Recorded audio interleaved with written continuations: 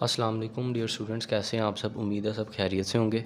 तो स्टूडेंट, मैं हूं आप लोगों का फ़िज़िक्स टीचर और आप लोग देख रहे हैं 9th क्लास की फ़िज़िक्स 2025 की बुक के लेक्चर्स, जो कि आज हमारा लेक्चर नंबर 3 है। चैप्टर नंबर 3 का डायनामिक्स हमने स्टार्ट किया हुआ है चैप्टर। ठीक है, इससे पिछले लेक्चर में हमने कुछ important short question 4 fundamental forces के बारे में डिस्कस किए थे। आज के लेक्चर में हम फ्री बॉडी डायग्राम और एक फ़र्क पढ़ेंगे, इंपॉर्टेंट है। वो शॉर्ट क्वेश्चन आप लोगों को बोर्ड में आने का काफ़ी ज़्यादा चांस होता है, वो है मैस और वेट में फ़र्क। ठीक है, तो ये जो टॉपिक है आप लोगों के पास बुक के ऊपर पेज नंबर 57 के ऊपर गिवन है, ये आप देख सकते हैं। टॉपिक नंबर 3.3 है forces in a free body diagram, और इसके साथ जो है दूसरा टॉपिक मैस एंड वेट वाला, वो पेज नंबर 62 के ऊपर इसी बुक के ऊपर आपके पास वो गिवन है, टॉपिक नंबर 3.6। ठीक है, तो ये दो टॉपिक्स आज के लेक्चर में इंशाल्लाह हम इन्हें कवर करेंगे। ठीक है, तो शुरू करते हैं topic number 3.3 free body diagram वाला। इसमें कुछ इंपॉर्टेंट शॉर्ट क्वेश्चन हैं जो कि आपको पूछे जा सकते हैं।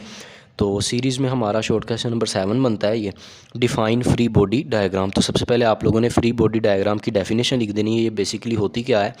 तो मैं आप लोगों को बताऊं कि फ्री बॉडी डायग्राम फोर्सेस, जो किसी बॉडी के ऊपर फोर्सेस अप्लाई हो रही होती हैं, उन फोर्सेस को रिप्रेजेंट करने के लिए हम फ्री बॉडी डायग्राम का इस्तेमाल करते हैं। ठीक है, मसलन एक हम डायग्राम की सूरत में रिप्रेजेंट करते हैं उस ऑब्जेक्ट को, और उसके ऊपर जितनी भी एक्सटर्नल फोर्सेस लग रही हैं, ठीक है, उन तमाम को हम डायग्राम के ज़रिए शो कर देते हैं। बाकी ये जो डायग्राम है फ्री बॉडी डायग्राम, ये आगे चलकर न्यूटन के लॉज जो हैं उनको लगाने में भी हमारी मदद करेगी। ठीक है, उसमें हम इसका इस्तेमाल किया करेंगे, और अगली क्लासेस में भी आप लोग इस डायग्राम की मदद से काफ़ी सारी प्रॉब्लम्स को सोल्व किया करेंगे। तो शॉर्ट क्वेश्चन नंबर 7 है, पहले आपने इसकी डेफिनेशन लिखनी है।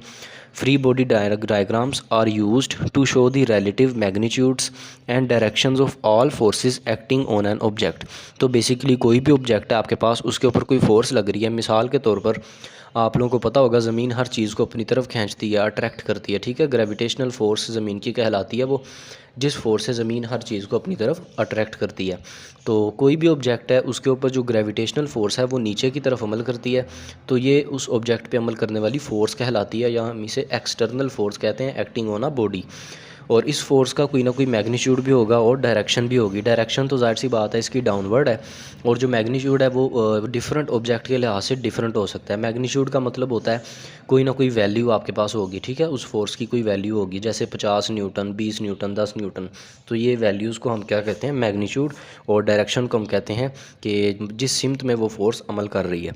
ठीक है, तो इसके साथ आप लोगों ने इसका एक्स्ट्रा पॉइंट लिखना है कि free body diagram is special example of vector diagrams. तो बेसिकली इसे हम जो वेक्टर डायग्राम्स वगैरह बनाने के लिए फ्री बॉडी डायग्राम का इस्तेमाल करते हैं। वेक्टर भी बेसिकली ऐसी क्वांटिटी ही होती है जो कि आप लोगों के पास डायरेक्शन और मैग्नीट्यूड दोनों के बारे में डिस्कशन करती है। ठीक है, तो इसके बाद अगला शॉर्ट क्वेश्चन है, short question number 8, why we need free body diagram. कि हमें फ्री बॉडी डायग्राम की ज़रूरत क्यों होती है, या इस तरह भी आपको पूछा जा सकता है कि write the importance of free body diagram. तो इम्पोर्टेंस या need of free body diagram लिखी हुई है कि external forces acting on an object में include friction, gravity, normal force, drag, tension in a string और ह्यूमन फोर्स। ये ढेर सारी फोर्सेस के नाम लिखे हुए हैं। इन फोर्सेस को हमने एक एक करके लेक्चर नंबर 1 के अंदर डिस्कस भी किया था, जब हमने सबसे पहला लॉन्ग क्वेश्चन कॉन्टैक्ट और नॉन कॉन्टैक्ट फोर्सेस के बारे में पढ़ा था। तब इन फोर्सेस की हमने डेफिनेशन और एग्जांपल साथ रीड भी की थी, तो आप इसे लेक्चर नंबर 1 में देख सकते हैं, उसका लिंक मैं डिस्क्रिप्शन में दे दूँगा। तो इन तमाम फोर्सेस को जो कि किसी ऑब्जेक्ट के ऊपर अप्लाई हो रही होती हैं, उनको रिप्रेजेंट करने के लिए हम फ्री बॉडी डायग्राम का इस्तेमाल करते हैं। ठीक है, ड्यू टू पुशिंग और पुलिंग की वजह से भी कोई फोर्स लग सकती है। ठीक है, these forces are represented using free body diagrams. इन फोर्सेस को हम रिप्रेजेंट करते हैं किसके ज़रिए, फ्री बॉडी डायग्राम के ज़रिए। इसीलिए ये डायग्राम इंपॉर्टेंट होती है, इसकी हमें ज़रूरत होती है। तो ये एग्जांपल आप लोग इसके साथ देख सकते हैं। Consider an object is moving on a horizontal surface, forces acting on it are represented by free body diagram. तो एक ऑब्जेक्ट है वो हॉरिजॉन्टल सरफेस के ऊपर पड़ा हुआ है, ठीक है, और वो इस राइट डायरेक्शन के अंदर मोशन कर रहा है, मूव कर रहा है। और वो मोशन क्यों कर रहा है, क्योंकि उसके ऊपर कोई ना कोई फोर्स लग रही है, जिसको हमने कहा वो हमारी अप्लाइड फोर्स है। इसको आप एफ से भी रिप्रेजेंट कर सकते हैं, और फोर्स वेक्टर होती है, इसीलिए इसके ऊपर हम वेक्टर का निशान भी लगाएंगे। अप्लाइड फोर्स इसके ऊपर कोई अमल कर रही है राइट डायरेक्शन के अंदर, तो ये मूव कर रहा है। ठीक है, ऑब्जेक्ट का मास m है, अब इस ऑब्जेक्ट के ऊपर काफ़ी सारी फोर्सेस लग रही हैं, उनको हमने डिस्कस करना है। सबसे पहले तो आप लोगों को पता होगा कि हर चीज़ को ज़मीन अपनी तरफ खींचती है, तो इसके ऊपर एक ग्रेविटेशनल फोर्स लग रही है, यानी जो इसका वज़न है वो डाउनवर्ड है, डब्ल्यू वेट वो डाउनवर्ड नीचे की तरफ अमल कर रहा है, और ये किसी ना किसी सरफेस के ऊपर मूव कर रही है। जो फोर्स है उसकी डायरेक्शन राइट साइड पे है, तो इसके ऑपोजिट डायरेक्शन में जो फोर्स लगेगी उसको हम क्या कहेंगे, वो है फ्रिक्शन की फ़ोर्स, जिसे हम रेजिस्टेंस फोर्स भी कहते हैं, ओपोजिशन फोर्स भी कहते हैं। ठीक है, ये हमने लेक्चर 1 में इसके बारे में पढ़ा भी था।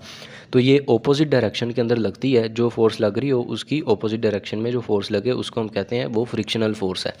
ठीक है, तो ये लेफ़्ट डायरेक्शन में हो जाएगी। इसके बाद ये नॉर्मल फोर्स भी इसके ऊपर अमल करेगी। ठीक है, नॉर्मल फोर्स के बारे में भी लेक्चर 1 में पढ़ा था कि ये सरफेस के नॉर्मल होती है। कोई भी ऑब्जेक्ट है जिस सरफेस के ऊपर पड़ा होगा या जिस सरफेस के ऊपर मूव कर रहा है, उस सरफेस के ऊपर परपेंडिकुलरली या वर्टिकली ऑब्जेक्ट के ऊपर जो फोर्स अमल करेगी उस सरफेस की वजह से, उसको हम क्या कहते हैं, वो नॉर्मल फोर्स कहलाती है। और नॉर्मल का मतलब परपेंडिकुलर ही होता है। ठीक है, तो ये इसकी एग्जांपल, आसान सी एग्जांपल है, ये आप लोग देख सकते हैं, और इसी को ही हम फ्री बॉडी डायग्राम कहते हैं। बाकी इसके बारे में और ज़्यादा डिटेल से अगले शॉर्ट क्वेश्चन में आप लोग देखेंगे कि how to represent forces by a free body diagram, कि फ्री बॉडी डायग्राम के ज़रिए किस तरह फोर्सेस को रिप्रेजेंट किया जाता है। यही डायग्राम को हमने यहाँ पे दोबारा बनाना है और इसको रिप्रेजेंट कर देना है। ठीक है, तो रिप्रेजेंटेशन इसकी हेडिंग है, object is represented by a box. जो हमारा ऑब्जेक्ट होता है, जो बॉडी है अंडर कंसिडरेशन, उसको हम कैसे रिप्रेजेंट करते हैं, एक बॉक्स के ज़रिए। ठीक है, and the force arrows are drawn outward from the centre of box, और जो फोर्सेस उसके ऊपर लग रही हैं उनको हम एरोस के ज़रिए रिप्रेजेंट करते हैं, जो कि आउटवर्ड बनते हैं। ठीक है, बाहर की तरफ उनकी डायरेक्शन होती है। In the direction of forces, forces की डायरेक्शन के अंदर होते हैं वो एरो। ठीक है, length of force arrow line gives the magnitude of force, उस एरो की जो लेंथ है वो आपके पास क्या बताती है, वो बताती है कि फ़ोर्स का मैग्नीट्यूड कितना है। यानी अगर ये एक एरो है या वेक्टर है, तो इस वेक्टर की जो, इस एरो की जो लेंथ है वो लेंथ बताएगी इसका मैग्नीट्यूड। मैग्नीट्यूड का मतलब मैंने आपको बताया कोई ना कोई वैल्यू, 10 न्यूटन, 20 न्यूटन। ठीक है, और जो इस एरो का हेड है, जिसे एरो हेड कह रहे हैं, वो बेसिकली इस फोर्स की डायरेक्शन के बारे में बताएगा। ठीक है, सेम जिस तरह स्केलर और वेक्टर के बारे में पढ़ा था चैप्टर नंबर 2 में, ये वही चीज़ है कि आपने फोर्स को एरो के ज़रिए बनाना है और जो ऑब्जेक्ट है उसको बॉक्स के ज़रिए बनाना है। ठीक है, तो ये आप लोगों के पास क्या होगी, ये फ्री बॉडी डायग्राम होगी। दूसरा पॉइंट भी इसका यही है कि arrow head gives the direction of force, तो ये आप लोगों के पास डायग्राम बनी हुई है वही पिछले वाली, इसको आप लोग इसके साथ बना सकते हैं। इसके बाद लास्ट पर एक शॉर्ट क्वेश्चन आ जाएगा, differentiate between mass and weight. ये बहुत ज़्यादा इंपॉर्टेंट शॉर्ट क्वेश्चन है। ठीक है, तो ये बुक के पेज नंबर 62 के ऊपर ये टॉपिक नंबर 3.6 गिवन है, वहाँ से आप लोग इसको रीड भी कर सकते हैं। तो फ़र्क आप लोगों को पता है, हमेशा हम लाइन लगा के लिखते होते हैं, चाहे शॉर्ट क्वेश्चन हो चाहे लॉन्ग क्वेश्चन हो। ठीक है, लेकिन लॉन्ग क्वेश्चन में ज़्यादा तो नहीं, शॉर्ट क्वेश्चन जो होते हैं वो मोस्टली 99% लाइन लगा कर ही लिखे जाते हैं, जो कि डिफरेंस वाले होते हैं। तो मास और वज़न में आप लोगों ने फ़र्क लिखना है। ये चैप्टर नंबर 1 में भी यही क्वांटिटीज़ आई थी, तब मैंने आप लोगों को कहा था कि इसका हम चैप्टर 3 में जाके रीड करेंगे। ठीक है, तो इसे देखते हैं। जो मैस होता है आप लोगों के पास, ये क्या होता है, mass is the quantity of matter in a body. Mass किसी भी जिस्म के अंदर उसकी मादे की मिकदार होती है। ठीक है, आप लोगों को पता होगा ये पूरी कायनात में जितनी भी चीज़ें हैं वो सारी चीज़ें किससे मिलकर बनी हैं, वो तमाम चीज़ें मैटर से मिलकर बनी हैं। मैटर की 3 स्टेट्स होती हैं, सॉलिड, लिक्विड, गैस, और चौथी स्टेट भी होती है जिसे आयोनिक स्टेट कहते हैं, वो है प्लाज्मा।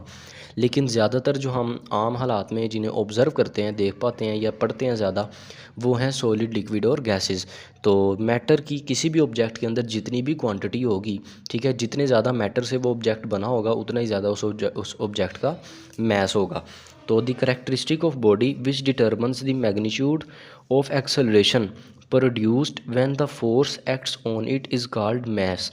तो कोई भी ऑब्जेक्ट है वो कितने एक्सेलरेशन से मूव कर रहा है, ठीक है, उसके अंदर कितना एक्सेलरेशन प्रोड्यूस हो रहा है, उसके ऊपर जो फोर्सेस लग रही हैं उसकी वजह से, उस खसूसियत को, उस जिस्म की उस प्रॉपर्टी को जिसकी वजह से वो एक्सेलरेशन को ऑब्ज़र्व कर रहा है या एक्सेलरेशन प्रोड्यूस कर रहा है किसी फोर्स की वजह से, उस करैक्टरिस्टिक को हम क्या कहते हैं, वो करैक्टरिस्टिक मैस कहलाती है। ठीक है, तो एक्सेलरेशन क्या होता है, बेसिकली एक्सेलरेशन किसी भी जिस्म की वेलोसिटी में चेंजिंग की वजह से प्रोड्यूस होता है। कि अगर कोई बॉडी है वो किसी वेलोसिटी से मूव कर रही है, किसी स्पीड से मूव कर रही है, और उसकी स्पीड जो है वो चेंजिंग है, वो चेंज हो रही है, इनिशियल वेलोसिटी है उसकी, कोई ना कोई फाइनल वेलोसिटी है। ठीक है, वेलोसिटी की ढेर सारी वैल्यूज़ हैं, जो कि वक्त के साथ साथ चेंज होती जा रही हैं। तो इस हालात के अंदर उस ऑब्जेक्ट का जो है वो एक्सेलरेशन प्रोड्यूस होगा, और एक्सेलरेशन प्रोड्यूस होगा किसी फोर्स की वजह से। उस फोर्स की वजह से जो एक्सेलरेशन प्रोड्यूस हुआ उस बॉडी के अंदर, बॉडी की उस करैक्टरिस्टिक को हम क्या कहते हैं, वो उसका मैस कहलाता है। ठीक है, इसको हम एम से डिनोट करते हैं, it is denoted by M. और जो वेट है आपके पास, it is denoted by W, weight को डब्ल्यू से डिनोट किया जाता है। वेट की डेफिनेशन क्या है? The weight of an object is equal to the force with which the earth attracts the body towards its centre. तो बेसिकली वेट आप लोगों के पास ज़मीन की ग्रेविटेशनल फोर्स होती है कि ज़मीन हर चीज़ को अपनी तरफ किसी ना किसी ग्रेविटेशनल फोर्स से खींचती है, अट्रैक्ट करती है। अब ज़मीन जिस जिस्म पे जितनी ज़्यादा फोर्स लगाएगी उतना ही ज़्यादा उस जिस्म का वेट होगा, वज़न होगा। ठीक है, और जितनी कम फोर्स लगाएगी वो उस ऑब्जेक्ट का उतना ही कम वज़न होगा। ठीक है, तो बेसिकली वेट क्या होता है? वेट ग्रेविटेशनल फोर्स होती है ज़मीन की। इसके बाद आप लोगों के पास जो स्केलर क्वांटिटी है वो मैस है। ठीक है, mass is a scalar quantity and it has no direction. जाहिर सी बात है, स्केलर की क्वांटिटीज़ जो होती है उनकी डायरेक्शन नहीं होती, उनका सिर्फ मैग्नीट्यूड होता है, यानी उनकी सिर्फ और सिर्फ वैल्यू होती है, उनकी कोई डायरेक्शन नहीं होती। जबकि it is a vector quantity, it has direction. Weight आप लोगों के पास एक वेक्टर क्वांटिटी है, और वेक्टर क्वांटिटी की डायरेक्शन भी होगी, और वेट की डायरेक्शन हमेशा जो होती है वो डाउनवर्ड होती है। ठीक है, क्योंकि ज़मीन हर चीज़ को डाउनवर्ड ही अट्रैक्ट करती है। इसके बाद it is denoted by W, weight को डब्ल्यू से डिनोट किया जाता है। लास्ट पॉइंट आप लोगों के पास आ जाएगा कि एक्स, इसका आप लोगों ने ऐसा यूनिट लिखना है मैस का और वेट का। तो मैस का यूनिट क्या होता है? इट्स ऐसा यूनिट इज़ किलोग्राम, और वेट का होता है इट्स ऐसा unit is Newton. Same force का जो यूनिट होता है वही वेट का भी होता है, क्योंकि वेट बेसिकली ग्रेविटेशनल फोर्स ही है, इसीलिए वेट का यूनिट भी न्यूटन होगा। तो ये आज का लेक्चर था। मुझे उम्मीद है आपको आज का लेक्चर समझ आया होगा। अगर आपको वीडियो अच्छी लगी इसको लाइक करें, हमारे चैनल को सब्सक्राइब करें और अपने फ्रेंड्स के साथ शेयर करें। मिलते हैं आपसे कल अगले लेक्चर में, तब तक के लिए अपना ख्याल रखिएगा। अल्लाह हाफ़िज़।